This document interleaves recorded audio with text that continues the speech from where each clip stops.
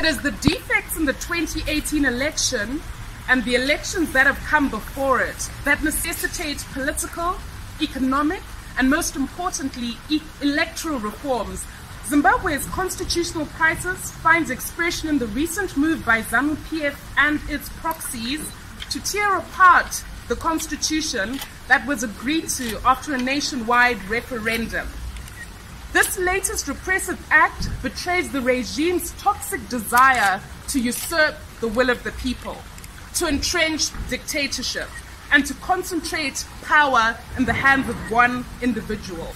Despite the regime's propaganda and attempt to paint a false picture of economic improvement, people's livelihoods remain under constant threat, with teachers, doctors, and other civil servants earning slave wages.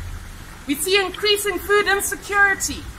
We see triple-digit inflation, rendering basic necessities out of reach for the common person, and the informal economy struggling following the COVID-19 lockdown.